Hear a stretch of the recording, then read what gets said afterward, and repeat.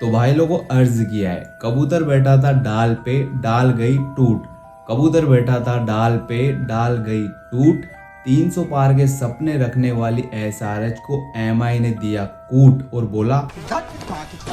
खैर एमआई के हाथों लग चुकी है सफलता की वो सीढ़ी, क्योंकि एमआई 10-12 दिन पहले 9 नंबर पे थी, अब सीधा नंबर 3 पर आ चुकी है। इवन पॉइंट्स टेबल में नंबर 3 पर बैठी आरसीबी को उन्होंने ये बोल दिया, सरक सरक उधर। लोग तो ये भी बोल रहे हैं कि कुछ तो गड़बड़ है, वरना एमआई ऐसे कैसे इतना ऊपर पहुंच सकती है। एमआई इतनी मेहनत कर रही है, ये तो लोगों को दिख भी नहीं रहा। खैर आप लोगों ने सुना ही होगा कि लोगों का तो काम है बोलना, ये लोग ही ऐसा बोलते हैं और कोई नहीं बोलता। वैसे कल एक इंसिडेंट हुआ जिससे लोगों को लगने लगा कि ये मैच तो वाकई फिक्स है। कल दीपक 4 बॉल डालता है जो कि ईशान किशन के लेग साइड से होकर कीपर के पास चली जाती है। अब ना कीपर अपील करता है और ना ही बॉलर, इवन एम्पायर तो इस बॉल को वाइड देने को रेडी हो जाता है, लेकिन ईशान किशन अपनी ऑनेस्टी दिखाता है और खुद को आउट मानकर डग आउट की तरफ चलने लगता है। इवन एम्पायर कंफ्यूज हो जाता है क्योंकि वो वाइड देने वाला था लेकिन उसे आउट देना पड़ता है। इसके बाद ईशान किशन स्माइल करते हुए जाने लगता है। एमआई के प्लेयर्स उसे अप्रिशिएट करते हैं और ये सारा इंसिडेंट देखकर लोगों के मन में बस यही आता है, वाह क्या एक्टिंग कर रहा है। लोगों को यहाँ तक तो कुछ नहीं लगता है, लेकिन थोड़ी देर बाद जब अल्ट्रा एज दिखाया जाता है तो साफ पता चलता है कि कोई एज ही नहीं था, बैट और बॉल तो काफी दूर थे। ये देखकर तो किसी को समझ नहीं आया कि कीपर बॉलर एम्पायर तक को आवाज ही नहीं आई तो ईशान किशन को बैट से बॉल लगने की आवाज कैसे आ गई। फिर सबको समझ में आया कि ये ईशान को कौन सी आवाज आई थी।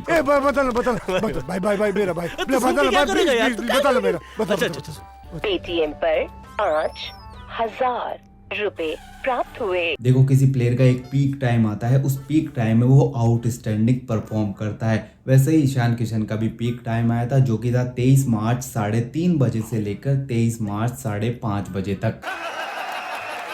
इवन कल तो अर्जुन कपूर खास एमआई को सपोर्ट करने के लिए आया था, लेकिन ईशान और एम्पायर का इंसिडेंट देखकर वो शॉक में रह गया कि ये दोनों मुझसे बेहतर एक्टिंग कैसे कर सकते हैं।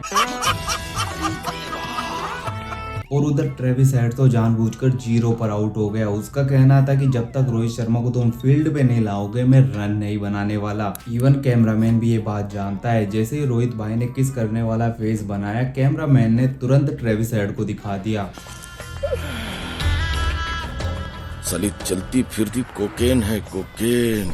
वही एमआई की इतने दिनों से इतनी बेइज्जती हो रही थी कि रोहित शर्मा को अपनी इंटरनेशनल फॉर्म में वापस आना पड़ा। रोहित भाई ने लास्ट 2 मैचों में 2 बैक टू बैक 50 लगा दी। लास्ट टाइम रोहित भाई ने ऐसा तब किया था जब विराट भाई और आरसीबी अपनी पीक फॉर्म में थी और 2 फ्रेंचाइजी 2 साल के लिए बैन हो चुकी थी।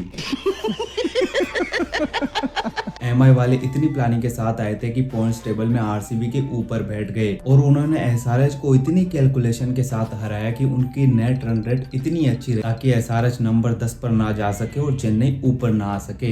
1 तीर 2 निशाने।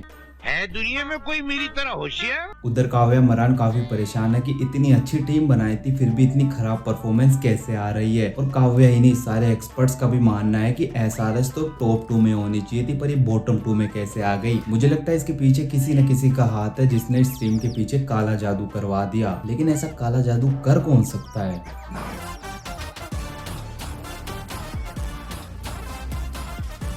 देखो अब आरसीबी, डीसी और पंजाब को डरना चाहिए क्योंकि एमआई फॉर्म में आ चुकी है, क्योंकि वो टीम 11 प्लेयर्स के साथ खेलेगी लेकिन ये 13 प्लेयर्स के साथ। ये क्या हो गया? ये क्या सुन रहा हूँ मैं? खैर यार फिलहाल इस वीडियो को यहीं खत्म करते हैं। जल्दी से चैनल को प्लीज सब्सक्राइब कर दो और वीडियो अच्छी लगी तो वीडियो को लाइक कर दो।